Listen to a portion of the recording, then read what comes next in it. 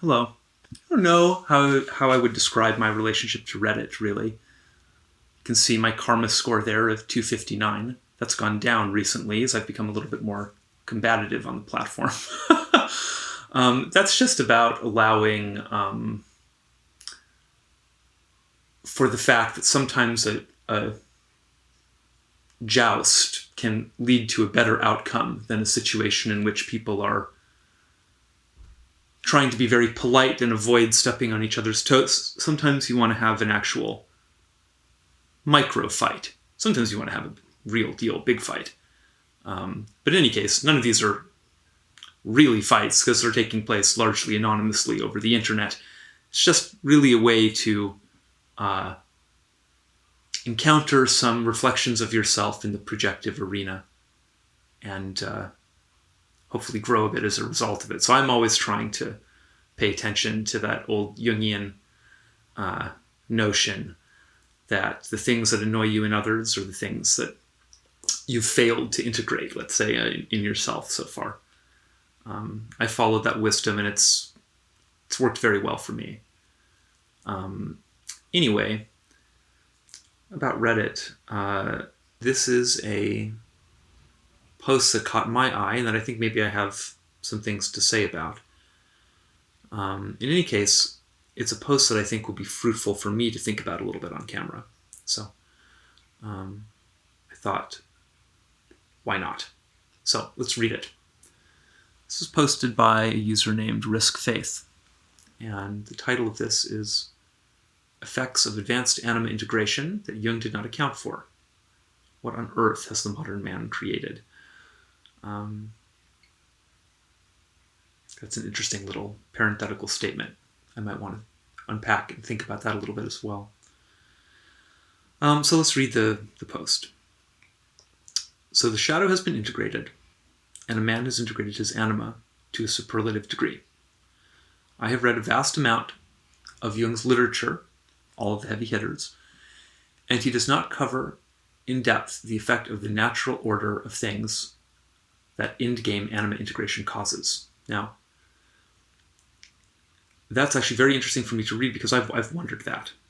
I've wondered if there was ever a place where Jung does talk about this, because I'm very more than curious, really. I'm desperate for some guidance here because I think, it's very hard to gauge these sorts of things, but it feels to me that I'm entering this zone, or maybe have been in this zone for a minute. In any case, I do feel that I'm experiencing quite a bit of isolation in the world as a result of relating to deeper feminine aspects of myself and paradoxically deeper masculine aspects of myself, but I think maybe especially the feminine aspects. In a culture that is simply not ready to perceive or receive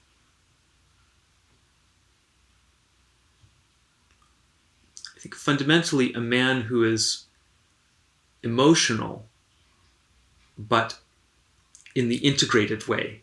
You see, not in a way where the emotions are possessing him. I'm quite in control of myself and my emotions.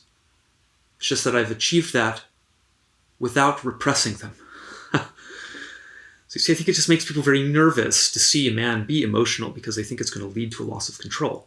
And when men lose control, it can be maybe a little worse sometimes than when women lose control. Maybe.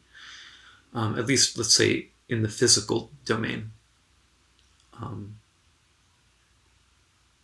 Testosterone and aggression and all of this. Men can do quite a lot of damage. My high school geometry teacher has a birthday today. Every year he leaves me a birthday message on Facebook. And sometimes I respond, but often I'm not really on Facebook anymore. I kind of miss these messages and so on. And also it's just a bit of a thing. But this year I think I'm going to leave him an actual birthday message. He was a great teacher. And being a good teacher is something I've come to understand is actually very, very, very hard. Because it has to begin with real empathy. a real empathic connection between yourself and your students. That's hard to achieve and hard to maintain for just a number of reasons. So anyway, I'm already getting sidetracked. Jung never really addresses these issues to do with the later stage anima integration that I've read. And so Risk Faith is saying he's really read all the major works and hasn't found anything. So that saves me maybe the effort of having to keep searching for that material. It doesn't exist. And it makes sense to me that it doesn't exist. Because I actually am not so sure that Jung integrated his anima as much as he thought he did. I think that he had a very strange relationship to art and to his art. And I think that stuff circles around the Red Book and the production of the Red Book and the sort of the destiny of the Red Book in Jung's lifetime, which was that it was kept hidden. It was kept very much in the closet. And I think things like that are kept in the closet, whether they have to do with sexuality, or in this case with spirituality, which is just the other side of the coin, as Jung himself acknowledged. There are things that you still have to keep in there. The anima is still not receiving her full expression in the world. That's my view. So she's agitated still. And so there's a complex there still. I think in men, the anima is very connected to ideas about self-expression. And so anyway, maybe Jung didn't write about it because Jung doesn't know that much about it.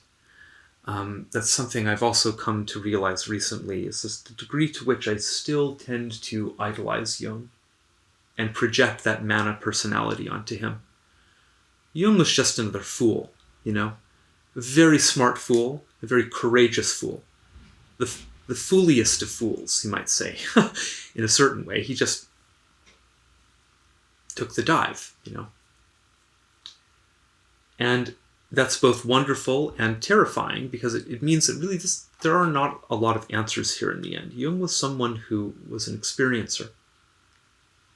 He had an encounter with the unconscious that was profound, and then he developed some very excellent maps to try to help future travelers.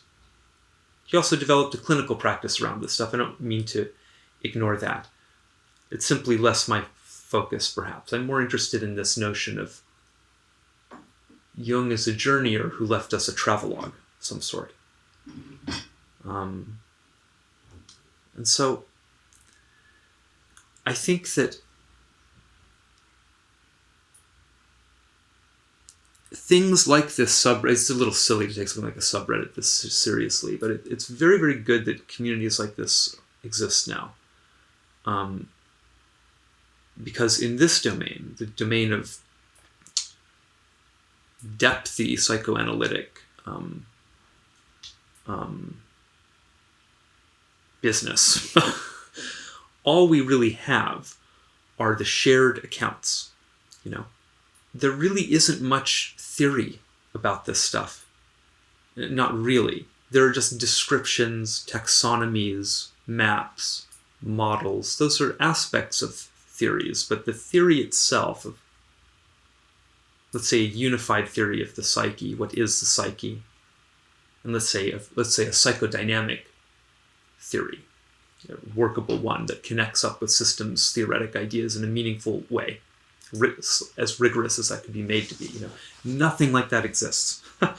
They're just basically people fantasizing and daydreaming about that kind of thing. There are a few kind of, you know, attempts to think about the overlay of Jungian psychology and systems theoretic notions, and you know, it's very fascinating. It's just very clear that those domains intersect.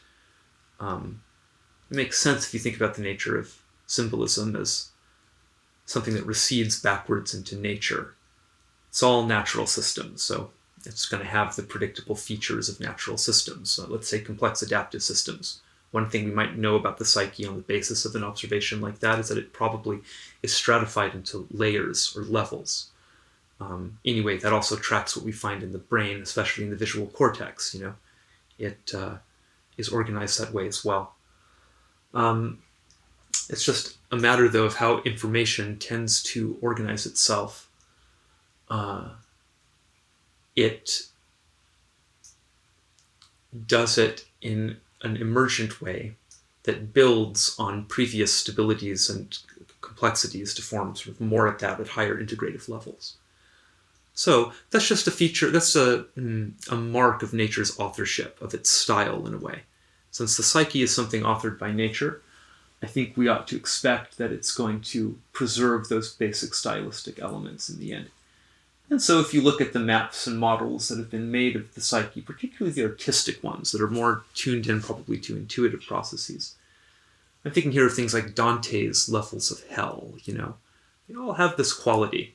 I mean, you can think of the Caduceus as the same thing. It's a structure with levels. Anyway,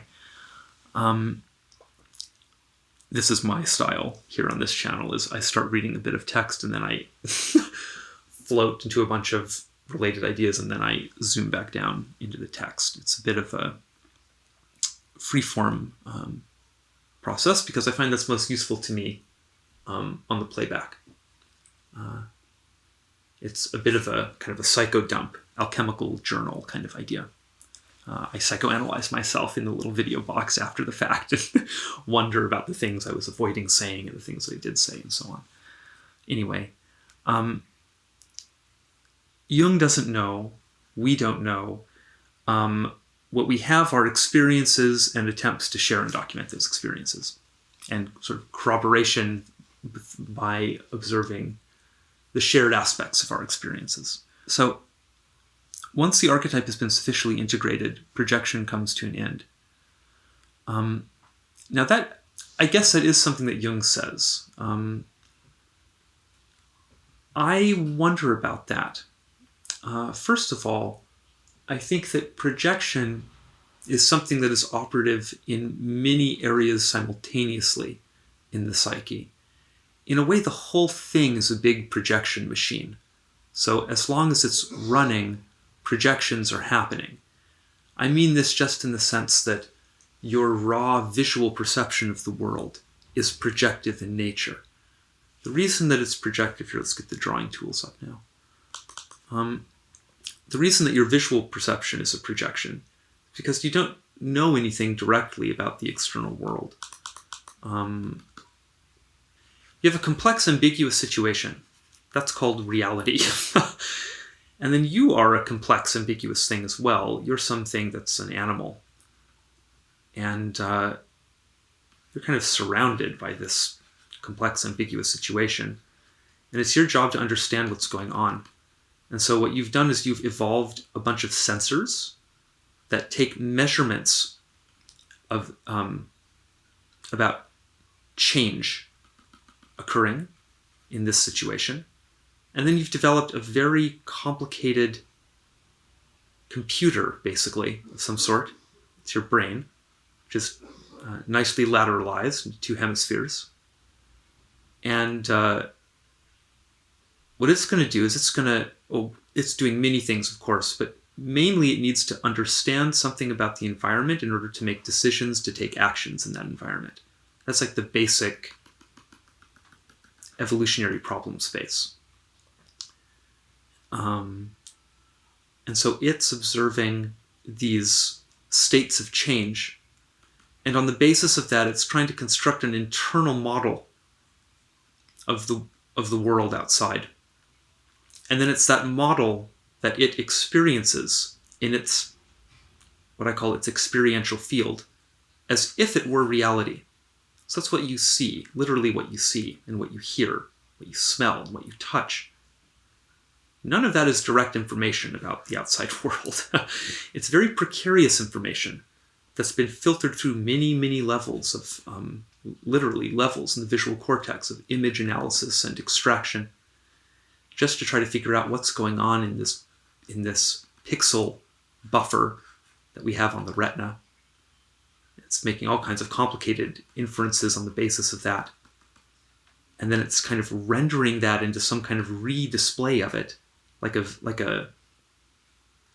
VR system of some sort, that it then places you in, whatever it is that you are, the ego experiencer, into the middle of.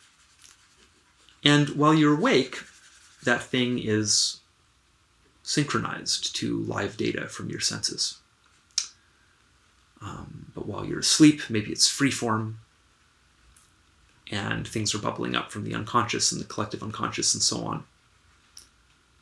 And other weird kind of remixy aspects of what dreams are and so on. But so, I can't really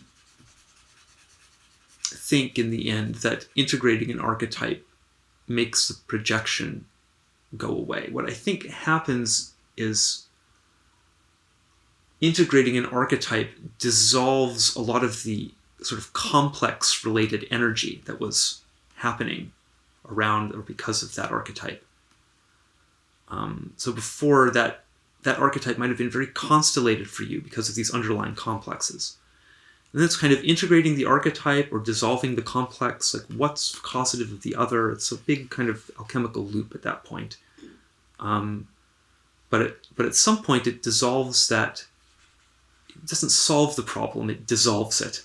Something Stafford Beer used to say, a very brilliant systems theorist. Once it's been dissolved, the energy is no longer mega active there. And so there's less of a need to encounter it in a projective way. Doesn't mean you're not going to encounter it in a projective way. I think you still might. First of all, I think there's a certain randomness to this stuff. Archetypes just happen sometimes, by which I mean things occur in the world or in your subjective world or in the commingling of the two that imply interference from an archetypal center of organization. And I don't think it matters how deeply you've integrated a given archetype. The world is just made of these archetypes. So you may have integrated the anima, but the anima is still an active force in the world that you're in. And so you're still going to encounter that archetype in the world. And when you encounter that archetype in the world, you're still going to relate to it through projection, because it's the only way you can relate to anything, would be my argument. On the other hand, I do kind of see what's meant here, I think, which is that specifically in the concept of the anima, and this is immediately where this person takes this, right? Projection is the causal factor in romantic relationships. Again, I'm not sure if that's right or wrong. I just wouldn't be so quick to assume it. I guess I would probably agree with this statement on the whole, particularly as it applies to people who are less individuated. I think that projection it's complex because relationships are themselves multidimensional things. A relationship might have an intellectual relationship, an emotional relationship, a sexual relationship, might have a financial relationship, all sorts of layers at which a relationship can be operative. And so projection may or may not be more or less active at all of those different layers. I would say that projection is very obviously what makes sexual attraction happen, I think. And there is something interesting there to do with libido. And I maybe have some stories about that from my journey, which I'll get to in a moment, I suppose. I'm going to be kind to myself and do stories about libido, so that I don't forget. So anyway, I'm sorry to be doing this kind of asshole-ish, is that really true? Is that really true kind of thing with this immediately. It's just my thinking style. On the whole, I understand what's being said and agree with this. Once the archetype has been sufficiently integrated, projection comes to an end. Let's say more or less, maybe it doesn't come completely to an end, but it becomes less active. Projection is the causal factor in romantic relationships. Yeah, let's say it's more or less true, Without this factor, what happens next? Very good question. Does the truly whole modern man become completely removed from the herd, even in the social practice of romantic relationships? Is the love found in romance replaced with man's newly found love for the entire world that occurs with anima integration? In his answer to Job, he references how if man is to escape the nightmarish dilemma John faces in the book of Revelation, he must become as perfect as his Father in heaven. And if I recall correctly, he briefly discusses how once man has truly become aware of the evil within, confrontation with man's shadow in the most extreme sense, so like ultimate evil, he must turn away from the animal instincts altogether, including procreation. I don't exactly remember that. We'd have to look that up, I guess. I think that this might be a little bit at odds with what Jung thought. At least it's at odds with what I think. I don't think turning away from instincts is ever a very good thing, because it implies a repressive approach. The instincts are part of the body, which we're simply embedded within while we're here in this reality. It's just, well, okay, so this actually now relates directly to this story, so maybe I will open this up now. How to even tell this story, I'm sorry, it is going to involve some slight rambling about the nature of my work. I'm not a Jungian analyst or a psychoanalyst, although my parents are both very psychologically minded people. My dad is a psychologist, so I've been sort of ambiently exposed to this stuff. But I'm really an artist, and a particular kind of artist. I'm a shamanic artist who does a lot of direct work with the unconscious, which I relate to often through occult maps and models and metaphors. I just think that the view of the unconscious as a world, perhaps the world of the dead, in which there are very active agencies, is just closer to my sense of what the situation really is than some more clinical or sort of left hemispherically oriented description. I prefer the mythic language, but even more than that, I prefer really the language of ghosts and necromancy and, things of this sort. So I'm very engaged with that sort of work in my art practice, and my art is a lot about video. And I'm a member of a community called the Sync Community. We have a website called thesyncbook.com. Basically what we have in common is we're just all experiencers of like hardline synchronicity. Like we're people for whom synchronicity came crashing into our frames with varying degrees of kind of intensity and brutality. But for all of us, it was something that became more than a passing kind of interesting idea or exotic kind of notion. It became very lived. And for me, that occurred in connection with some intense anima experiences to do with images and how images layer in ways that might suggest precognition and other kinds of strange non-local things going on. So that was kind of happening to me, these strange insights about things. And then I found Jung later. It was like, oh wow, here's someone who really got it. He had the same sorts of experiences. Actually, the first thing I read by Jung was the Red Book. And I don't know how most people relate to the Red Book, but for me it was a real oasis. It was just, I felt, I had begun to feel so terribly alone with these insights and experiences. Finding that book, it was an immensely stabilizing force for me, that book. Which is funny because it's a pretty crazy book. I always describe it as Jung's crazy book of crazy pictures. That's more or less what it is. It's a crazy art book that he never finished, sadly.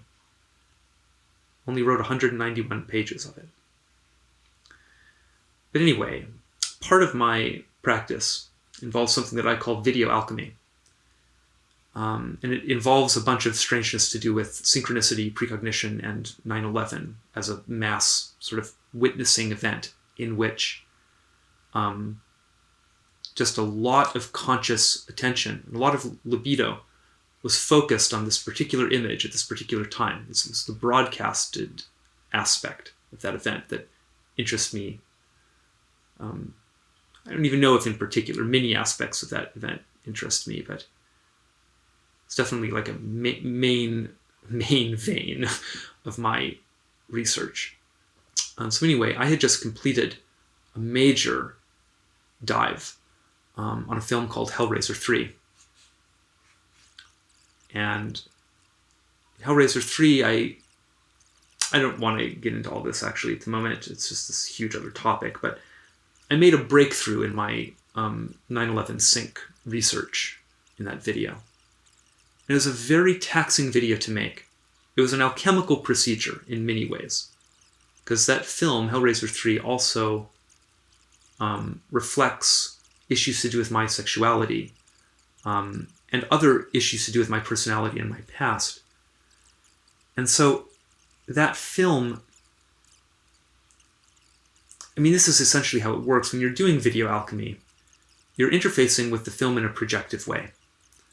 So you're doing just what the alchemist did. You're trying to explain, you're asking a very deep question. What does this movie mean? What does this movie really mean?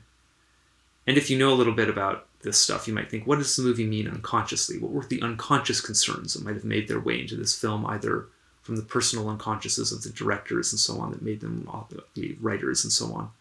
It's another kind of interesting thing about films, by the way, is they're made in a somewhat distributed way. There are many authors. I think it makes it more likely that unconscious organization of a very authored, sort of archetypal sort can make it in, you know. Things that might have been deposited in there also culturally and so on, yada yada. You get the idea. You're looking for all these sorts of things and trying to interpret them in that way. While you do that, you're going to get some live projective flow from your own personal unconscious. And that's going to be more true if the video artifacts you're utilizing are matches, are resonating with particular complexes in your unconscious. And so that was very true for me with this particular film. And also it happens to be a film that has, I believe, in an objective kind of collective unconscious layer, precognitive material to do with 9/11. So I think both of those things were going on in that film, and both of those things were hitting me very, very hard while I was analyzing it. I was having these deep revelations about myself, and I was having these crazy revelations about the nature of images and precognition and all of this. And it was just this incredibly intense trip, whatever it was.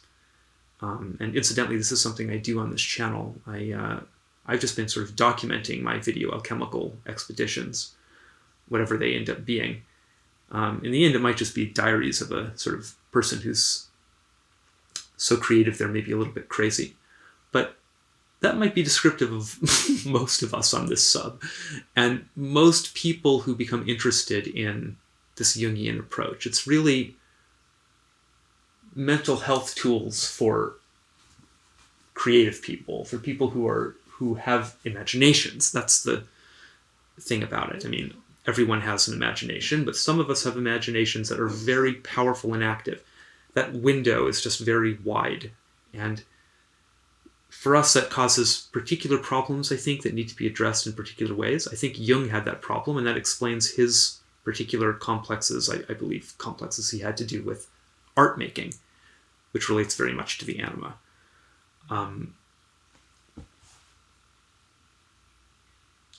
My weekly screen time report is now available. Mildly synchronistic, in fact. With a slightly synchronistic numeroglyph up here as well. It's my term of art for numbers that resemble archetypal pictures. So that would be like two spirals with a column in the center. That's a very hemispheric image and a bit of a phallic image as well. So archetypal in any case. I believe that causes certain numbers to have numinous properties. They're numinous because of how they work as little pictures. Like 3-3 is numinous because it's like two little snakes, things like that. So those are numeroglyphs. And you might notice strange numeroglyphs in these films, and in fact there are many strange numeroglyphs in Hellraiser 3. So after having this experience, it was time for another, I think of it as like a rotation of the ego personality relative to the self. It's going to kind of click into a new configuration. A bunch of work has been going on underneath now, because you've done this big self-surgery, and maybe you haven't done it in the strange way that I do it. Maybe you've done it actually in therapy. Maybe you've done it by making some other kind of art. Maybe you've done it through dream analysis. Maybe you've done it through just any procedure that might open up and connect you to the unconscious.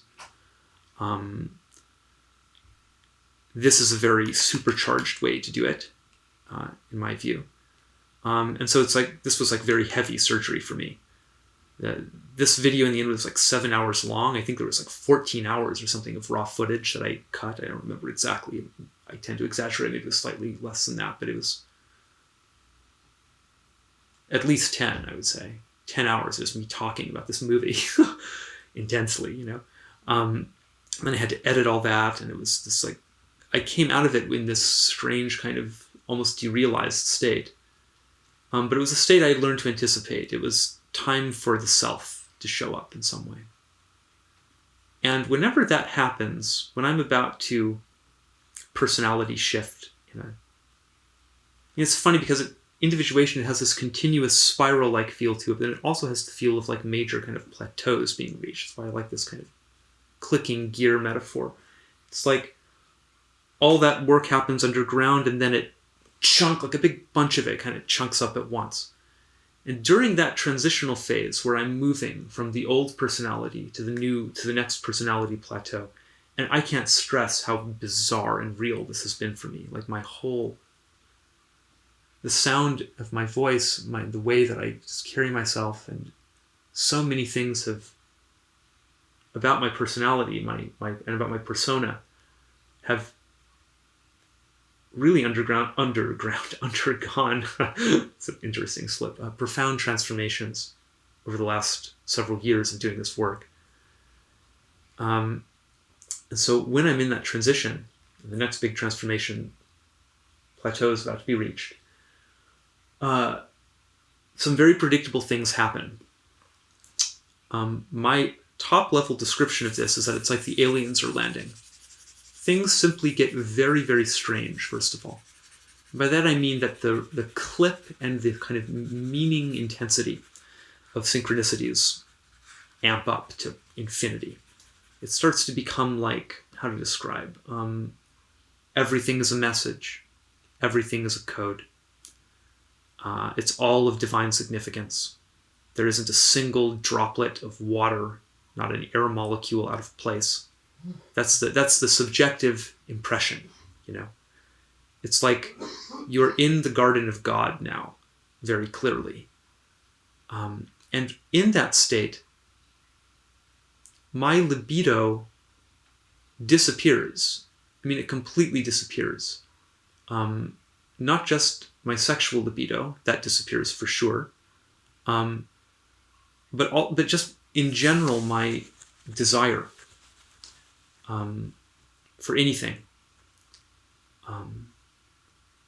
It is as if, for a moment, all the opposites have become balanced, and suddenly there's no tension in the system anymore. It's like all the steam somehow has been released from it, and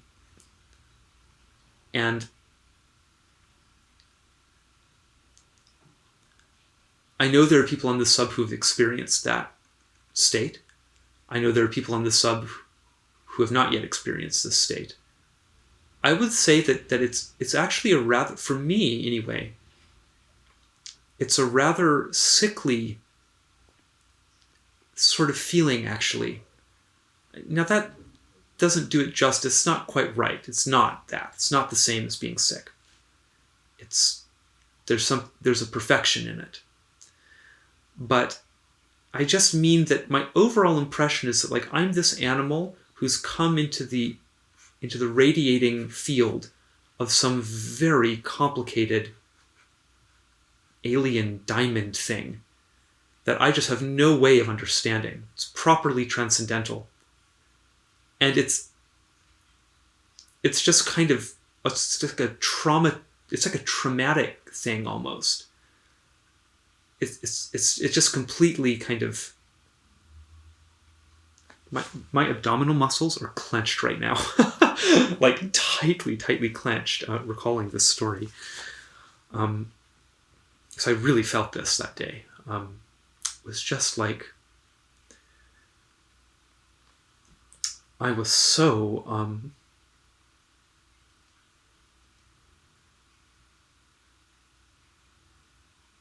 I couldn't have been scared. You see, that would have required too much energy, imbalance, you know? There's no possibility of having a feeling like that. It was just,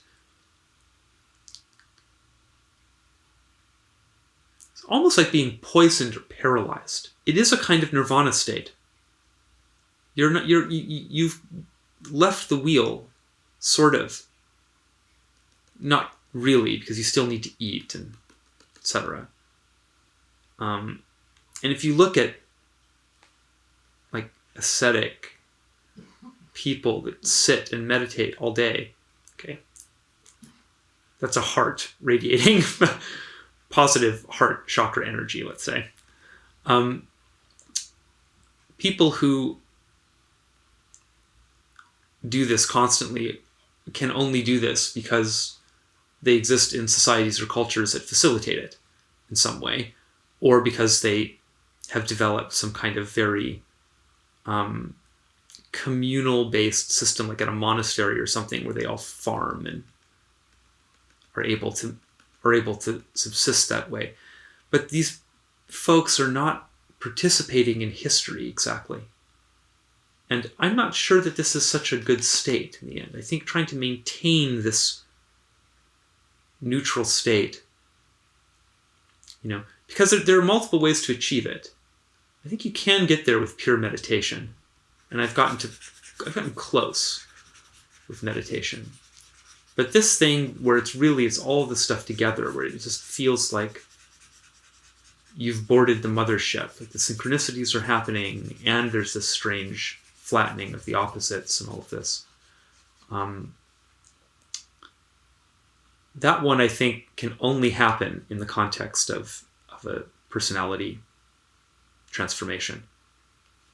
There's like a deep psychic reboot that's going on, and you catch a window of this other thing while that's happening. For me, there's a predictable kind of half-life to it as well. It's like there's like usually a day where this stuff is like really concentrated, and then by the next day it's evened out a bit, and by the third and fourth days I'm back to a baseline with it. And that's the kind of, I have to erase it again. That's the my stupid pen system. That's the basic returning. It's the instinctual systems coming back online. Anyway, the point of all that, I suppose, was just to say that I think if you turn away from the animal instincts, you've turned away from life in a certain peculiar way, you know? It's an aspect. It's an aspect of the individuation experience that I actually think certain practitioners become a bit addicted to. They become addicted to this state of opposite neutrality. But the problem is that as soon as you want to do anything in the world, or not want to do, but as soon as you take any action that's like an actual action that has real consequences that might be unforeseen and so on, that state's disrupted. There's just going to be investments again, you know? And then there's going to be some libido again. And then it's just the case, like situations tend to develop. Now suddenly there are a bunch of concerns and, and then maybe those concerns pile up in such a way that they can become so existential sometimes that then you have to go into an alchemical environment to process all of that material in order to re-establish a healthy interlink with the world of the instincts. So I'm going to draw as a four-legged creature. I think the whole thing is that this process of desiring stuff and then having those desires be sort of thwarted and complicated and met in certain ways and not met in other ways, and so it's all the stuff that happens in life. That process generates all kinds of things: hopes, fears, disappointments. Those form into complexes, and then those complexes disrupt healthy communication flow between the integrative levels, and particularly between sort of ego consciousness and the world of the unconscious and of the instincts. And so then you go through and you do this alchemical stuff, and it dissolves some of those complexes, and you regain a less neurotic relationship with your instincts. That would be the basic idea, as I see it, at least operating in myself. That seems to be kind of the loop, each time at a greater level of subtlety and refinement. I don't think there's a turning away from instincts or procreation altogether at the end of the individuation process. First of all, I don't think there's really an end. It's an infinite spiral. But it is and we already said there's a continuous and a non-continuous aspect to it. Part of it's a spiral. Part of it is kind of clocking through these discrete states of like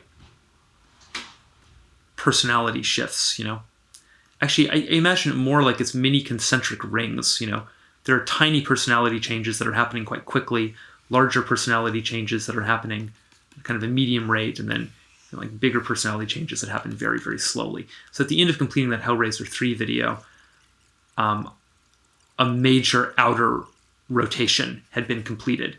And then that unlocked all the weird like mutant nuclear alien energy that then, sort of snapped all the opposites into place for a period of time and gave me this very strange, euphoric experience of the world for a few days. And that's something that you'll go through repetitively.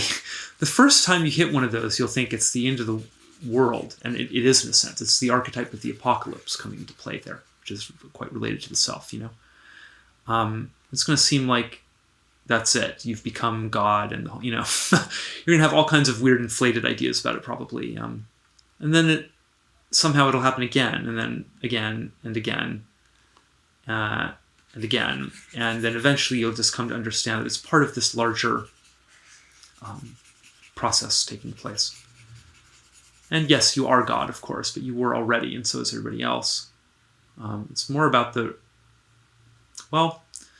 that's a complicated topic, actually. Let's not open that can of worms at the moment. Blah, blah. Let's see here. So I'm just going to leave that one kind of suspended there for a second. Once the inner psychological marriage has occurred, that would be I'm thinking about this increasingly in hemispheric terms.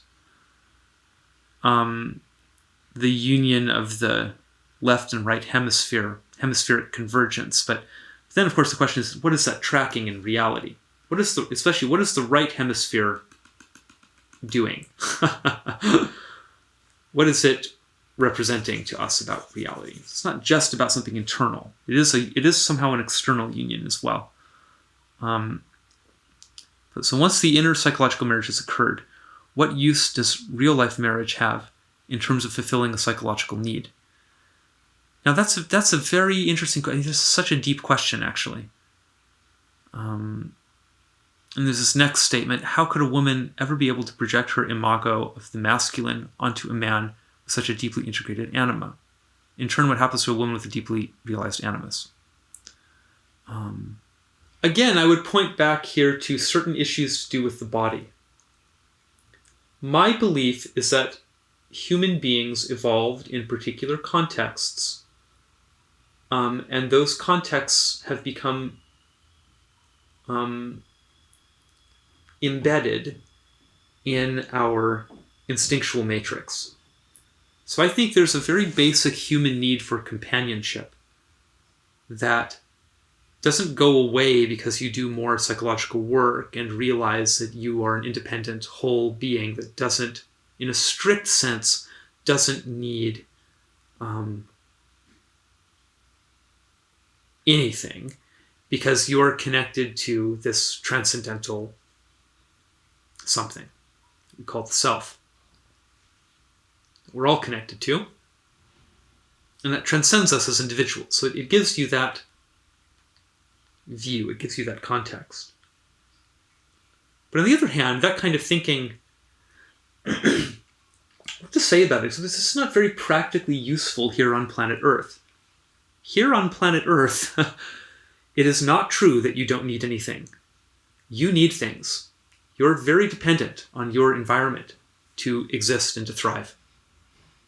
And we all understand that in a basic physical way, right? We need air, we need food, we need water. I think there are basic psychological needs that are operative at the lower autonomic level that are always going to be there. What's going to happen after you individuate a lot is you're going to look at those instincts in a slightly different way. For a while, you're going to be very estranged from them. That is going to happen. You are going to turn away from them entirely, but you're going to start to see them for what they are more, and you're going to. Well, there are many things that might motivate this, depending on what's going on with you. But one thing that might happen is it might be about the loss of control. It might become very frightening to realize that you are stitched forever to this weird instinct brain that just wants certain things and not other things, and has this peculiar nature that has to do with animality and carnality and all this.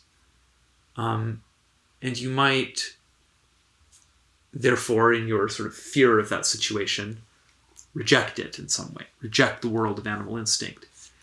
And during that period of time, you might be very likely to reach for these kind of airy, floaty, God in the sky kind of spirituality styles, which are quite legitimate styles. These are just descriptive of some aspect of the religious arena. But I'm just much more interested in kind of having that along with the earth, though. I want them kind of connected and dancing around each other. And so I think that when you're in this mode of thinking, gosh, all this stuff is just all, I'm going to transcend this. I'm going to do that by flying away into this world of sort of abstract, masculine, sky god spirituality.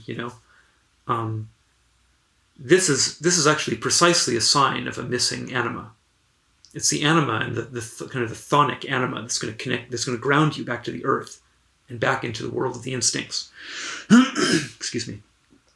So I would say that sort of the global situation here looks like this.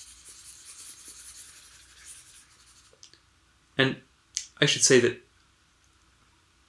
I change my mind about these things all the time. Like all these things I'm saying, like, I don't know, So let's think through this here. We have two people. Actually, I'm going to draw these people with real torsos so that we can put hearts in them. Here's we'll draw their lateralized brains as well. These people, let's say, are in a fairly unindividuated state internally.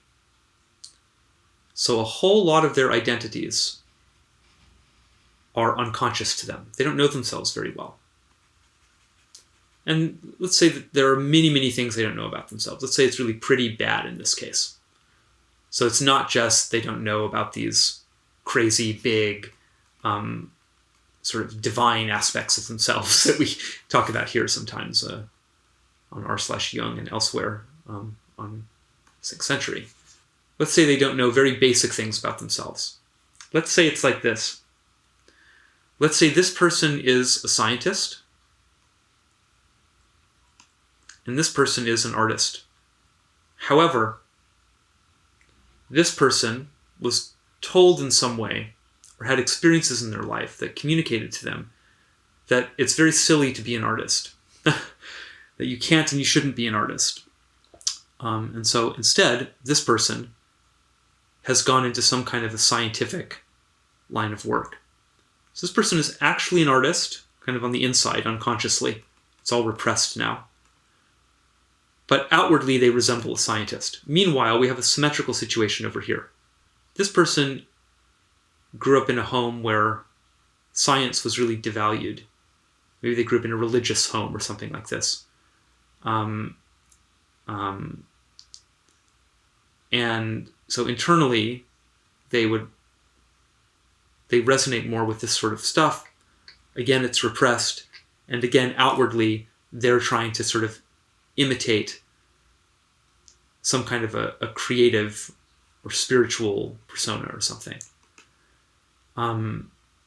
These two might fall in love, therefore, because they're going to see in the image of the other precisely what it is that they have repressed in themselves.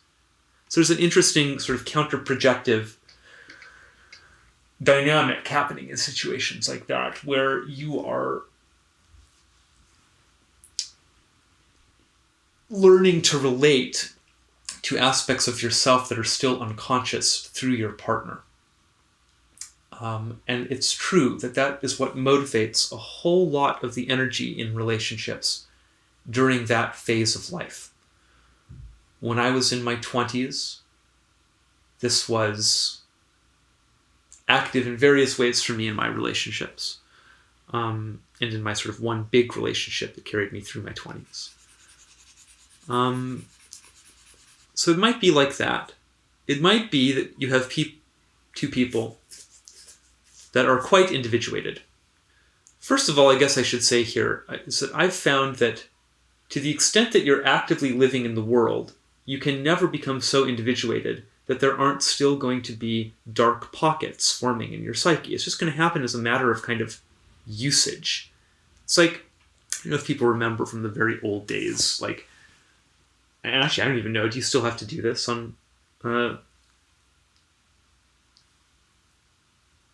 I doubt there's any way to do this on like a phone or anything. It's probably like auto-managed, but so we used to have to like manually defragment hard drives, you know? Disk fragmentation is just a thing that's like a result of like, okay, you've got this drive, you've got all this information on it, but you're copying that information and moving it around, and sometimes it can end up being stored in inefficient ways. It's like, it can be like pieces of information that ought to be kind of contiguous get like broken up into different sections of memory. And so it becomes quote unquote fragmented, and then you can run a procedure that'll go through and try to like solve that and like position all the information in an optimal way again.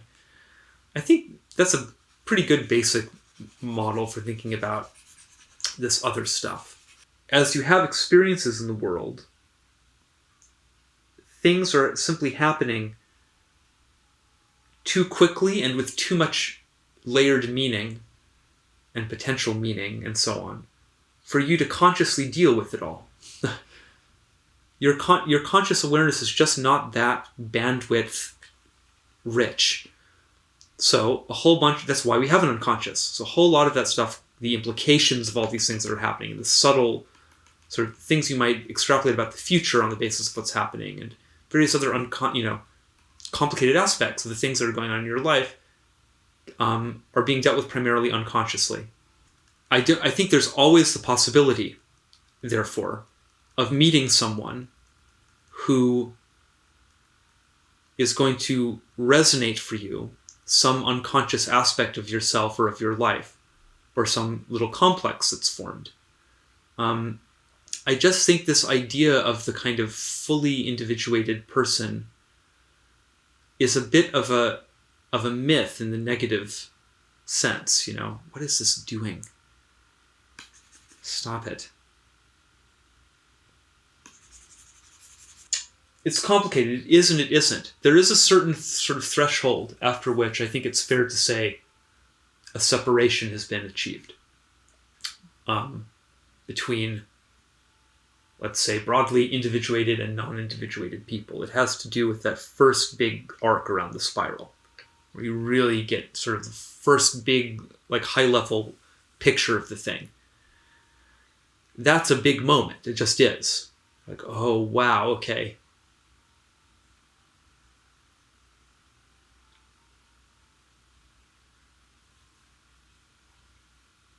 There's a thing called an Anima. I've talked to it. It's very real. She knows about the future. She knows things that, what is she? She's a sorceress in eternity. It's a heavy thing, Oh God, there's this thing called the self. What's that? It's like a diamond in eternity, or it is eternity. You'll start to believe these things in some kind of literal way almost, more than almost. So yeah, once those things start happening, you're in a different zone. However, it's not like life ends there. At least it doesn't for us as modern Western people. At least it hasn't for me. This is not the decision I've made.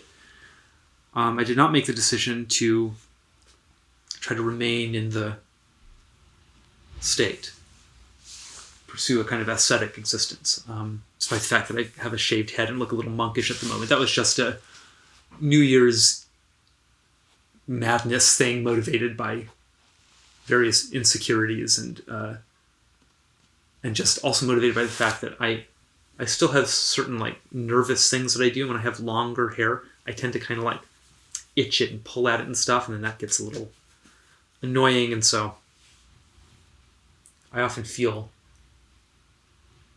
very sort of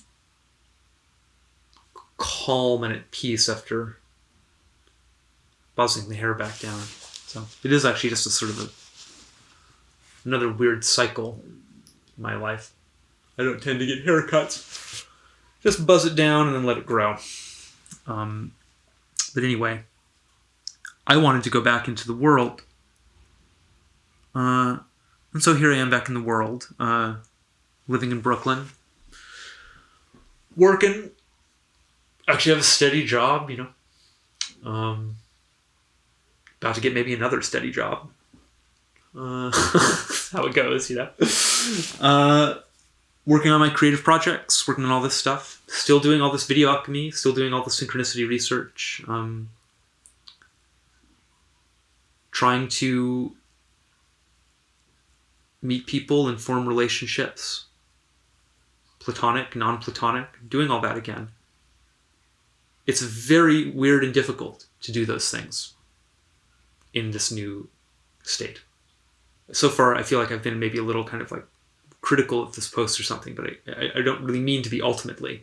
I do think there's really something here. There's a loneliness, primarily, that comes along with this thing. And I often wonder if I haven't really made some terrible mistake and made life very difficult for myself now.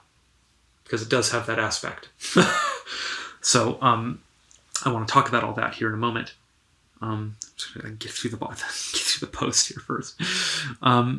So I think there's always going to be a psychological need, in fact, in multiple ways. There's always going to be the basic autonomic needs for companionship, for physical, sexual intimacy, for this kind of basic peace of mind that comes from knowing you have a partner that really cares about you and has your back. It's like, what if you get sick and you can't deal with something for a little while?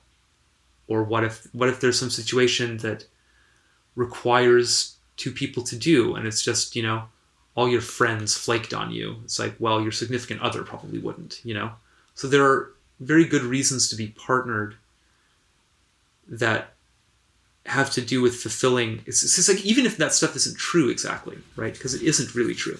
Your significant other can desert you just as easily, and But I think that there's a psychological, but a kind of a depthier psychological, like an instinctual psychological need to feel embedded in a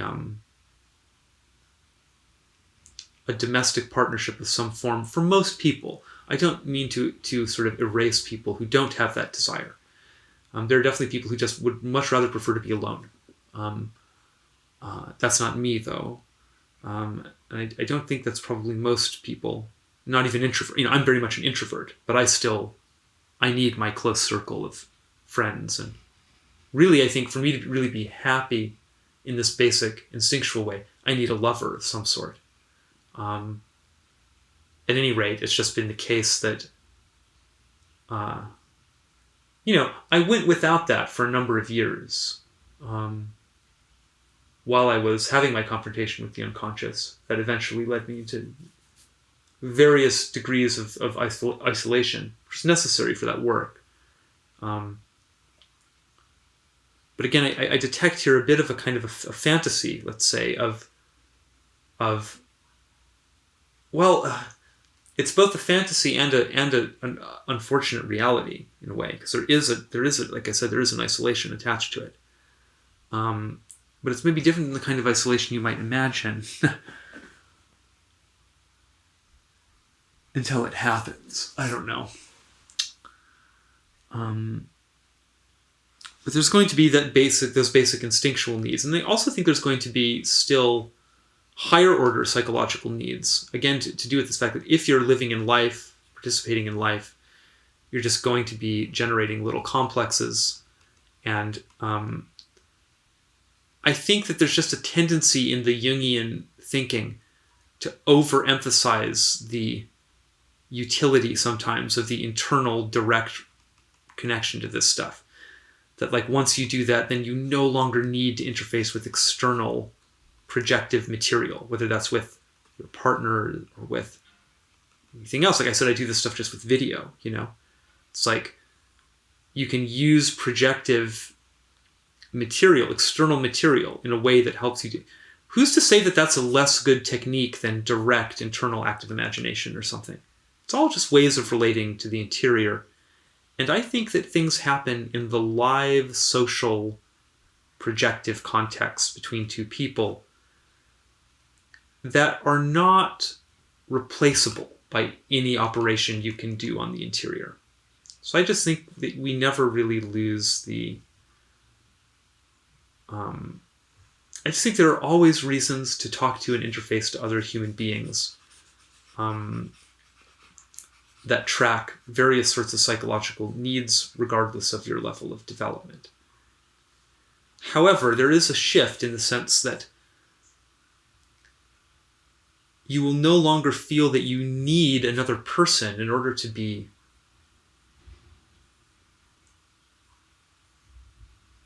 whole. And that does change the situation. First of all, it protects against very negative forms of codependency that arise when people mistakenly believe that they need each other to live. And that can really happen in relationships. Because you end up offloading so much stuff onto the other person, and this happening in a mutual way, The partners end up depending so much on each other that they fail to develop certain properties internally because they just let their partner handle it. I don't need to process my feelings because my significant other does all the feeling for us. And then maybe and maybe the other person is saying, I don't need to think rationally because my significant other does all the thinking. And that can work. But then it creates a dependency on the other person. And you can start to become very nervous and scared about what's going to happen if that person isn't there. And then you're in a need relationship of a different order, I've been describing things like these like instinctual needs and so on, but that's different than this other kind of need, which is it becomes a kind of a belief about an existential situation. I won't make it if I don't have this person to provide all this support. The truth is that people are much stronger typically than they realize. And the more individuated you become, the more true that becomes, and the more you become aware of how true it is. And so once you become very integrated, what is true is that it becomes impossible to form deeply meaningful relationships with people who aren't at a similar level of integration. I really hate that that's true. And I really resisted this notion for a long time in my life. But it is just the case that there are certain boundaries that many people will not cross. And if you live on the other side of those boundaries, mainly, then that's going to be a real problem. And once you've seen the reality of the unconscious and understood its true depth, and especially once you've had that big popper about the gosh, my stomach is growling. I have to go make breakfast soon. But, speaking about ignoring the instinctual matrix and so on. The big popper about non-locality and synchronicity and all of this. You're in a different world than the one that culture currently accepts as valid. And that's going to bring with it a lot of basic social stigmatization and things like that are going to complicate things. And it also is just going to be the case that you're not going to be able to get along very well with people who haven't also understood that to at least some degree. I think there's just a very basic kind of like attracting like at that level. The good news is that there are lots of people who have understood this stuff in the world, actually. And I want to sort of remind people that there are many ways to understand this thing, which is, say, to understand ourselves. This Jungian path is a particular path through this stuff. But you can do this stuff in so many different ways. The critical thing is to try to form and maintain relationships with people who have done a similar amount of inner work as you and who are committed to doing more of that kind of work, you know? So otherwise it's just a basic kind of the life trajectories are not aligning.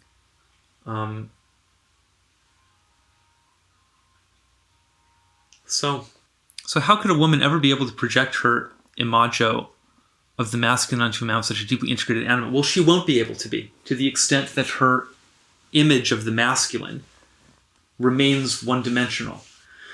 That would be an issue for that person in this example. She would have to develop her animus.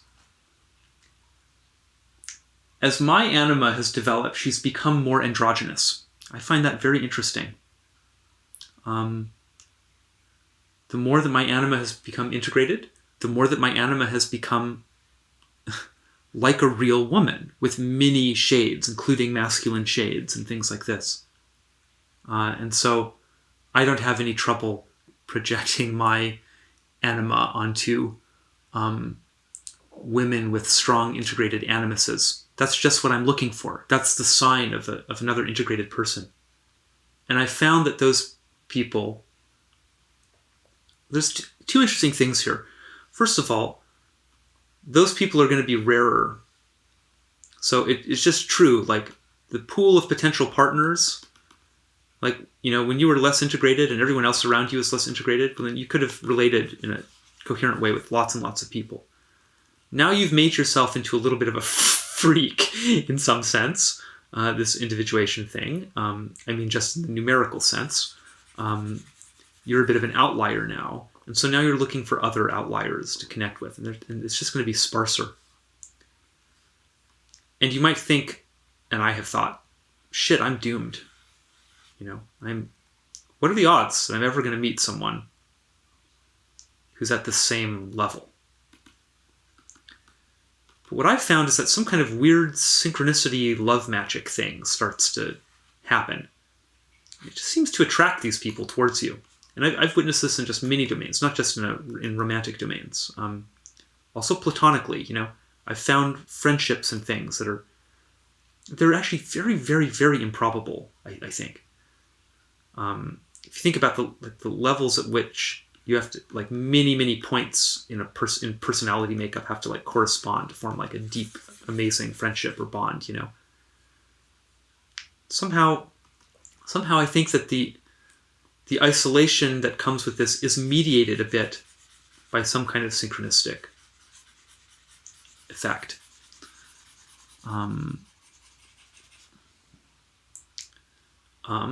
Because I've just found people who end up valuing these things about me.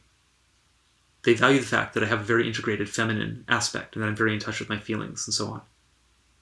And it's, you know, I've also lost friends who couldn't hang with various aspects of this, you know, transformation.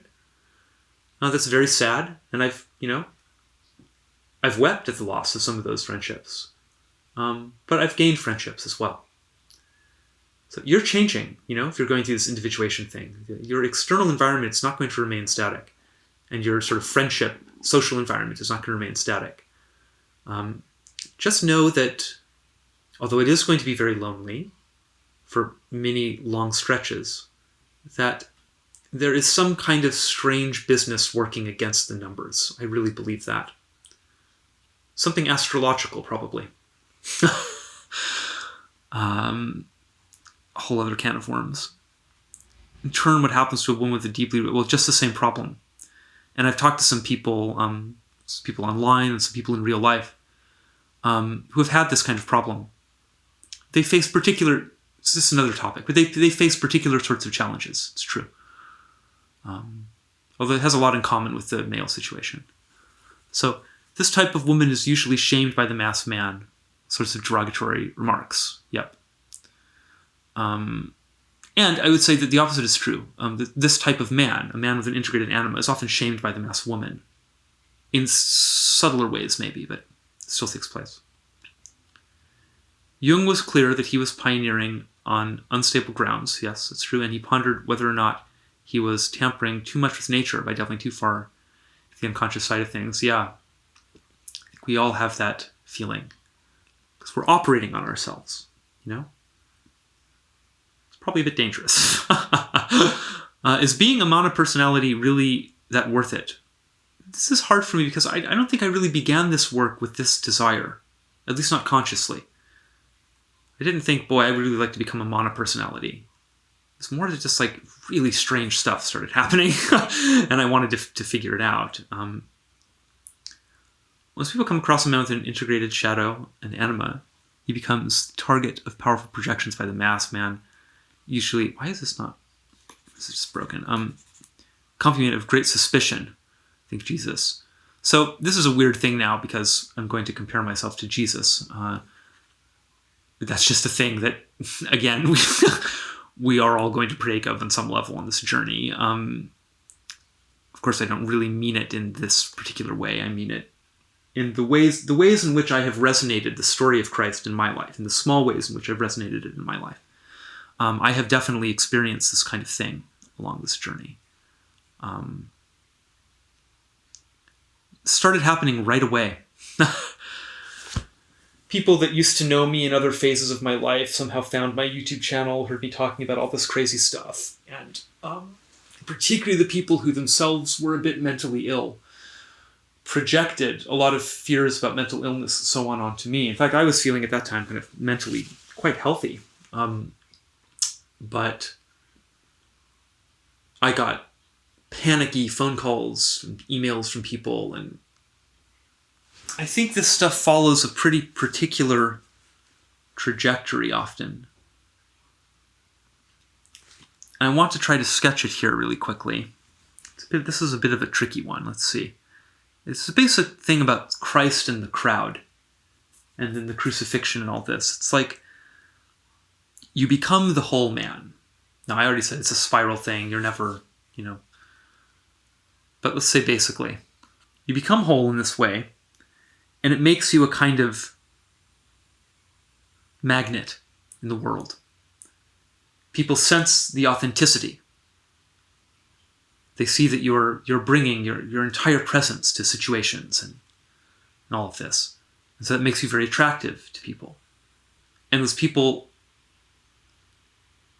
will begin to idolize you. And then, of course, once that happens, they're interfacing mainly with their own projections. So here you are being your radiant whatever self. And here are all these other people that are also just like this, but they don't really know it yet.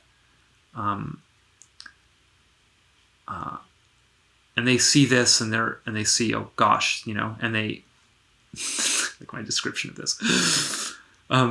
They see this, and they are very attracted to it, and then they form their internal image of what this is, what this person is. And you can see this happening all the time with celebrities, people who are very famous and very talented. You look at their fan bases, and you go from fan to fan. See, they all idolize the person with equal intensity, but they often have very different ideas of who this person is and what they are.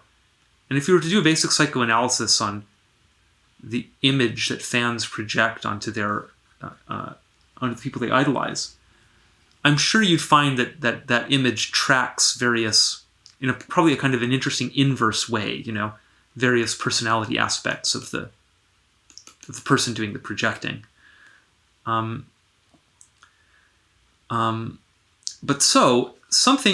there's something the matter with this situation, which is that these people, the fans, typically don't actually understand what had to happen to produce this thing.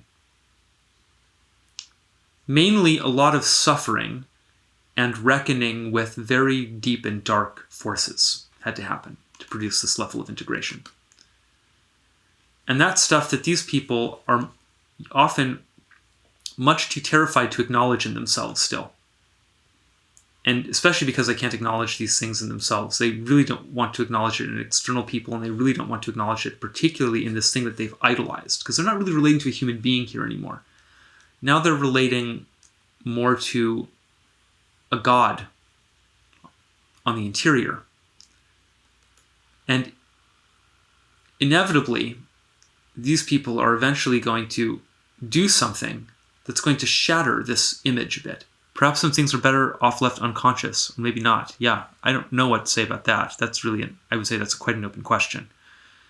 If the whole person needs nothing from without because he already contains everything within, maybe this is not such a bad thing. But we are human after all.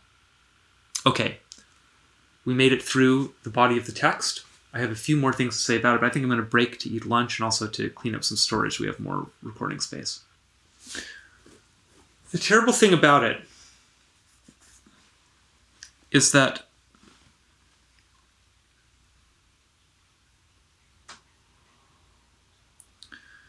the archetype of the self is the most powerful archetype. And as you become more whole, the closer you come into the proximity of that archetype. Archetypes repel and attract. People are fascinated by their power. They're also very fearful. And so as you become more self-like, remember that's the kind of the same idea as becoming more like Christ. So that's just going to be a lot for everyone to handle, for you to handle, for the people who know you to handle. All kinds of weird, inappropriate, or perhaps it's hard to say what's appropriate or inappropriate in this domain, but strong projections of various sorts are going to be directed towards you. And you're going to feel a bit like this. You're going to feel like whoever you are has become has been made invisible. Actually, I saw a picture recently that quite spoke to this. Kurt Cobain Christ, I think, is what I had searched for. Kurt himself is completely obscured there. He's making visible the projection, And this is just what happened to him, People began to see a weird Christ in him and projected this thing at him. And then you as an individual end up existing in a kind of terrible prison because people just are not interacting with you anymore. They're interacting with the mana personality. This is a really terrible thing and I hate it. I don't have a good answer about it. It is the case. I very often feel that this is especially true about my strange video work.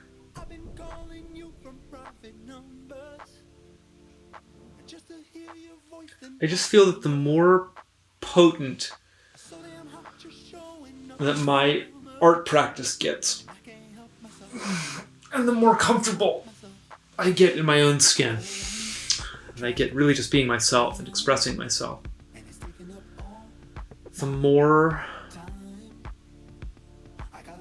ironically, the less people are capable of relating to me as a human being.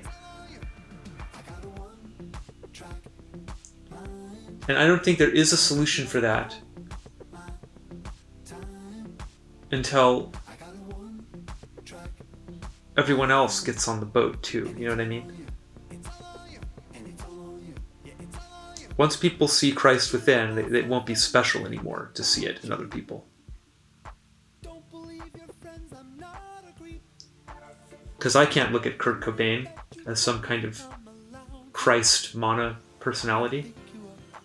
I don't see him that way at all. You know? Can't. I don't see any human beings that way anymore. Not really. We're all struggling, you know? That's to the human condition. Some of us have this thing that can flow through us. I think really we all have that. It's about finding the area where that archetypal energy is going to flow most strongly. And I think that somehow that's to the point of it, is part of individuation is about knowing yourself sufficiently well enough that you can then position yourself in an optimal place in the world to do the most good. Or maybe just do the most, you know.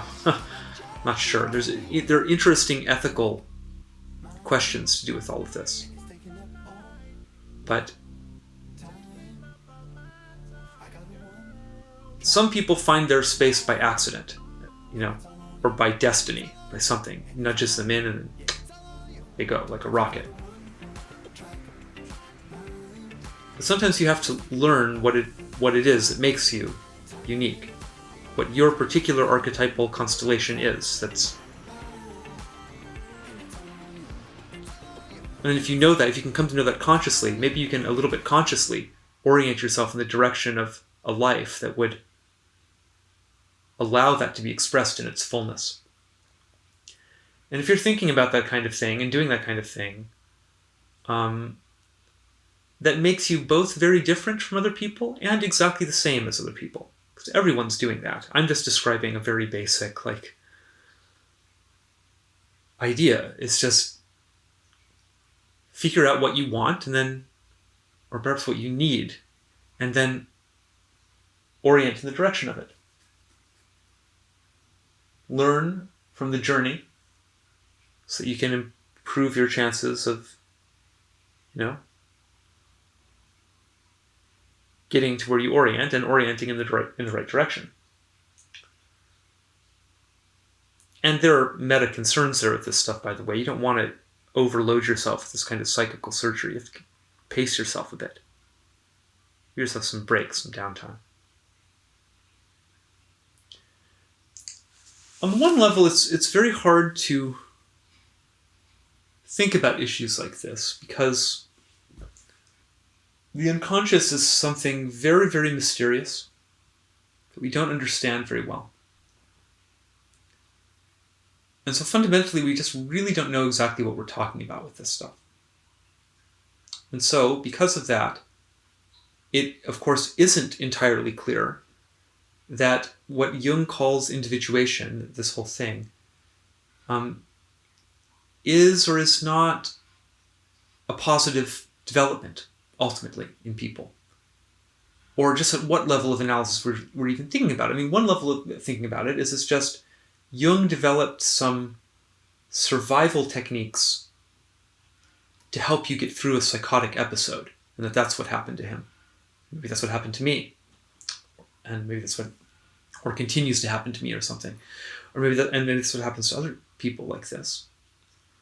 Of course, those of us who are within this basic worldview now tend not to really think of it that way. I don't think of it that way. Really doesn't seem that way to me. But it's hard to completely remove options like that from the table, you know? Yes, of course, it's possible that individuation is just a kind of a life raft that might let you recover from going very crazy in a particular way. However, it might be a cure that has certain, this post here is asking about the effects, but perhaps there are also side effects. Maybe it'll let you survive the psychosis, but maybe that comes with a certain cost.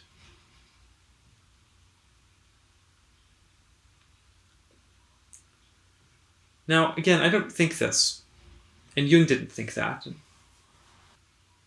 I think it's, in the end, we tend to wind up in the position of thinking that it's the rest of the world that's sick in some way, and we're the ones who have found health in it. Ideas like this make me a little innately nervous, because it resembles a classic sort of pitfall, like bad paradigm thinking. Worldviews tend to self-reinforce that way. I've been through many worldview transitions in my life, and so I'm very familiar with this quality of them. And so when I see my worldview starting to indicate to me things like that, say the whole world is a problem, that it's hemispherically disbalanced. Everyone lives too much in the left. They've forgotten all about the right. And we need to talk to the right hemisphere again. We need to, reconnect with intuition and imagination and all of this. I start to think, well, is that really true?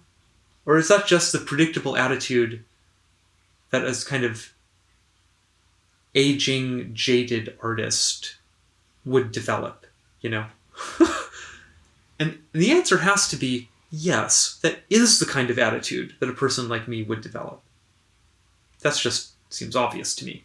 However, that doesn't mean that it isn't an accurate perception. That's where it gets tricky. Because I don't know, I really do think the world is disbalanced in the direction of the left hemisphere. And so, yeah, the effect of it is you're going to start to feel that way. You're going to start to feel like you got invited early to a party. On the one hand, wow, I'm the first one at the party. What an honor. On the other hand, it's not much of a party. The whole point of it is that there should be other people there. You want, at the end of this individuation thing, to somehow find your larger family. Because that's what it ought to be. It ought to be part of an initiatory experience that ends with you reintegrating into the community. But our community is so hostile to this whole domain, it doesn't want you back. It doesn't want to let you leave. And then if you do leave it, you pop out into the desert for a while, you have these experiences, and then it wants to reject the experiences very strongly. It doesn't really want to hear about them. And so that creates a particular kind of anguish and loneliness for shamanically inclined people in the modern age that I know very well. I don't know what to say. It sucks. And yeah, it's a very, very lonely path. I have no choice. My whole life has been about this kind of stuff. So, the effects of it are that you're going to have to develop a lot of coping mechanisms. I'm sorry to have to be such a downer with it. It's really going to be about cope, mainly.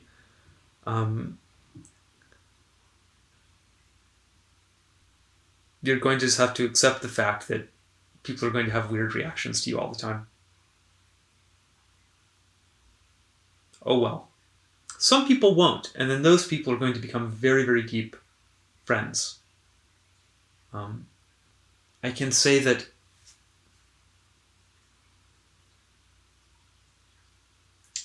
after you've individuated some,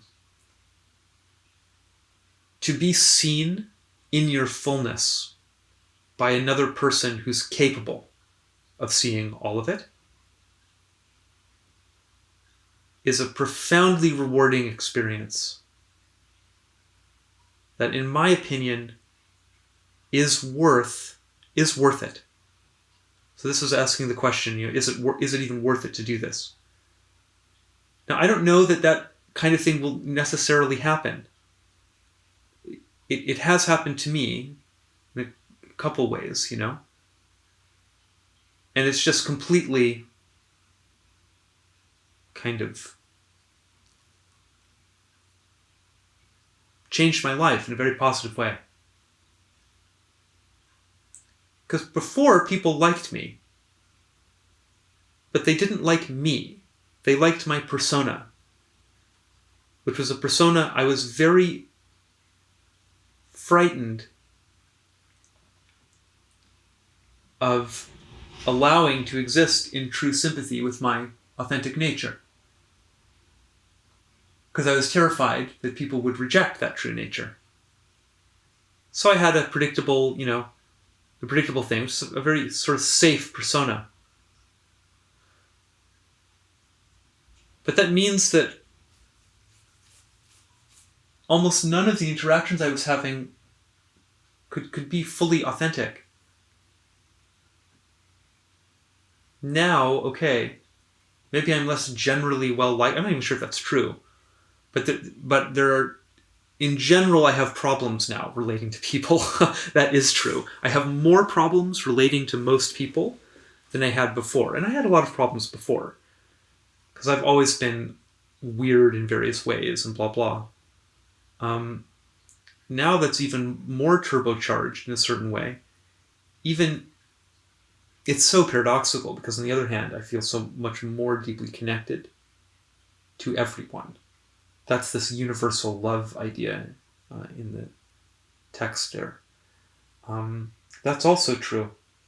But that's a strange kind of love. As this person notices, I think, it's not really a personal love. It's a strange divine love that there's almost something frozen about it. I don't know how to describe this. It doesn't help you with the basic problems of... it helps a little bit, but it doesn't fundamentally help with the basic problems like human-to-human level interactions, At that level, we're still in this other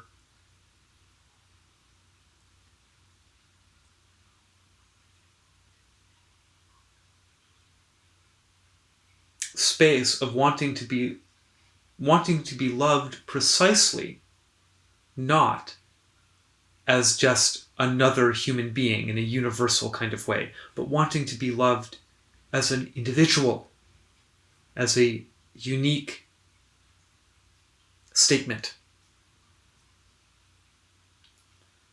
And the only way that can ever happen is if you make it visible to some degree to start with, your authentic self. No one has the chance to love it if they can't see it, if you're keeping it disguised. So, to me, I think the answer is always, yes, it's worth it. It's worth it because I just can't stand the inauthenticity anymore. It's too much. People are going to love or hate me or have whatever reaction they have of indifference, usually. It's the other thing is we tend, like two things going on.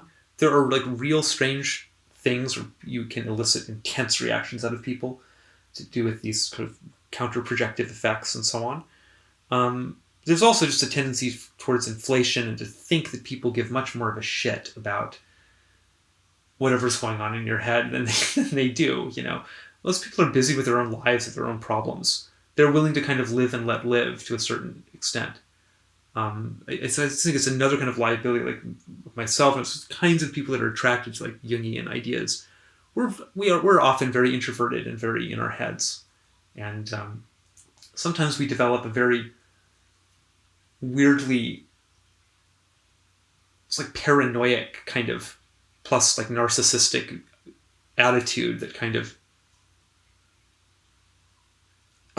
ultimately just relates to kind of like middle school, like no one understands me kinds of feelings, which are authentic, real feelings, that I don't mean to just make fun of them. Everyone has those kinds of feelings though. That's the point. But anyway, yes, it's worth it to discover and express your authentic self, which is what the individuation process is about, on a good day anyway.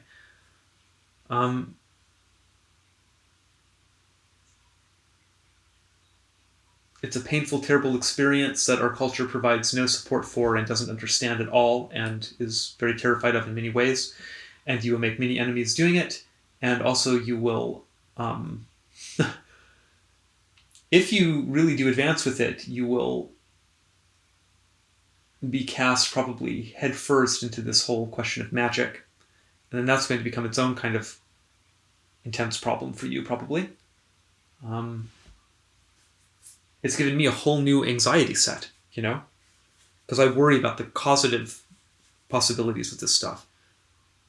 Am I precogging a thing in the future, or am I summoning it into history by meditating on it in some way beforehand? Sometimes those lines are very thin if you believe in this sort of thing, if you pay attention to synchronistic goings-on like this. And so there's going to be all kinds of new problems that result from this process. Some of those are going to be social in nature.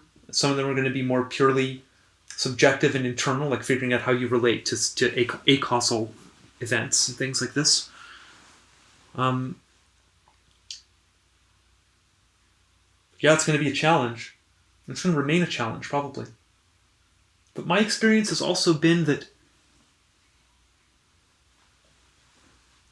something really does seem to be providing me with just the right challenges at the right times.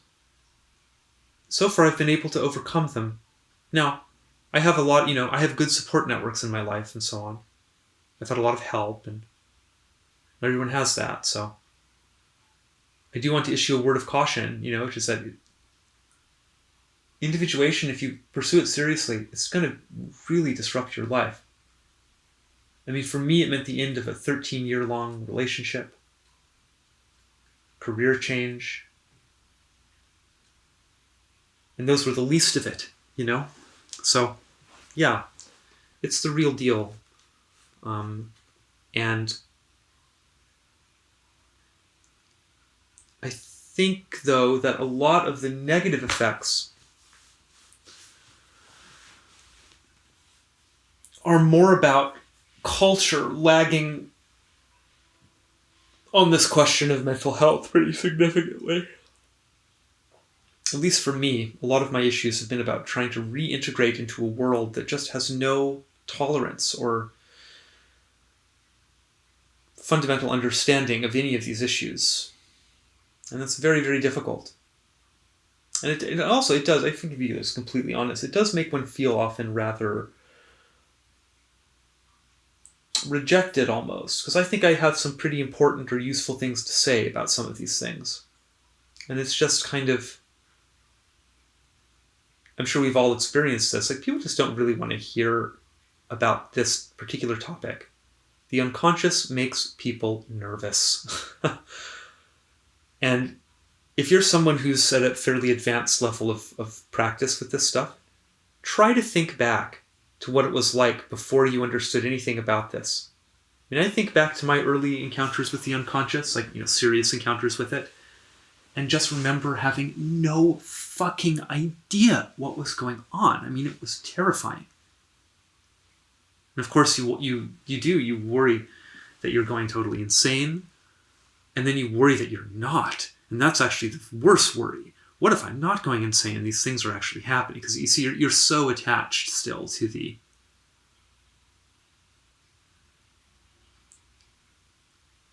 rationalist metaphysics that you developed or grew up with, whatever it is. You don't even know that you have this terrible attachment to that stuff. But then when these things happen that start to really throw a wrench in the works, I drew a picture of a thing, and then that thing happened a day later. Or I made a video about something, and then that thing happened a few hours later. Things like that start to happen. You start to notice them and take them seriously.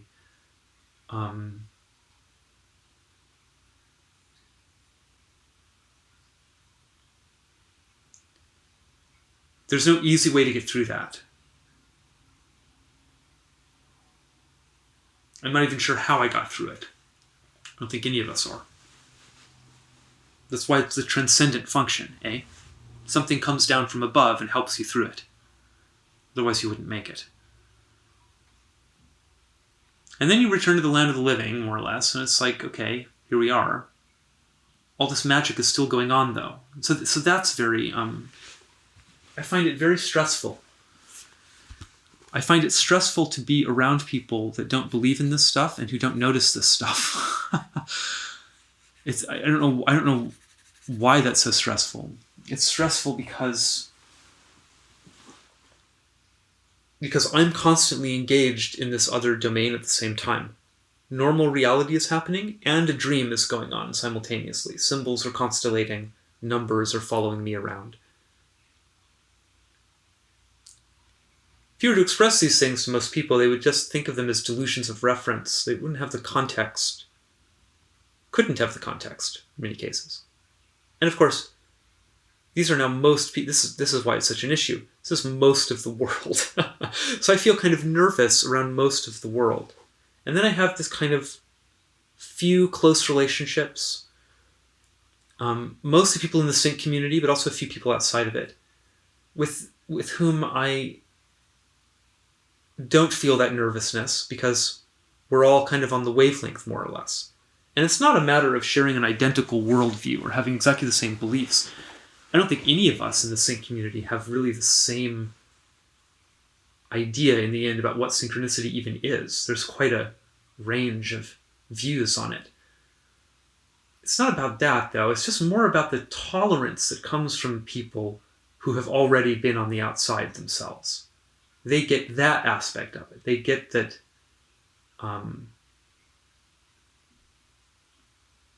they just get it.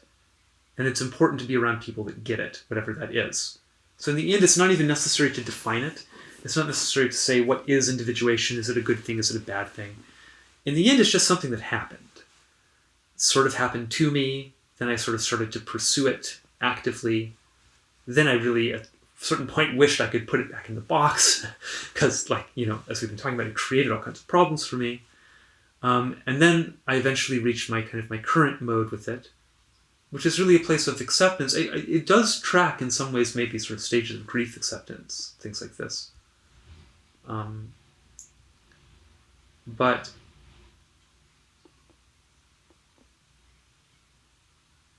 given that, let's say it's something that's happened to you too, however it is that it happened, now it's happened, and now there's just a very basic issue, which is that you've got to find the other people who can relate to your life enough to form meaningful relationships with them. That's all. I really think it's that simple. Ultimately. You've got to find the others. Thank goodness for the internet. That's a big salve in that regard. But it's not really a substitute for real life embodied interpersonal relationships. And that's where we all have a lot of trouble. Incidentally, if there are any people sort of aware of the unconscious, living in and around Brooklyn, I'd be very interested to just meet up and talk for whatever, you know. I'm curious to see, in a big city like New York, if we couldn't put together a little physical community of people on this path. It's tricky. As soon as you have a physical community, you have all the problems that physical communities have, which are notoriously awful. Then again, internet communities have problems that are also notoriously awful. It's just a matter of human nature in the end, I suppose. To take the good with the bad. Okay. It's 11:06. That's my synchronistic cue to actually end this video now. I've been talking for probably several hours this morning. I suppose I've had a lot on my mind. I enjoyed this. I wonder if maybe I'll do some more kind of reading prompt style videos like this. Maybe I will, maybe I won't. In any case, thanks for hanging out if you hung out, and see you in the future.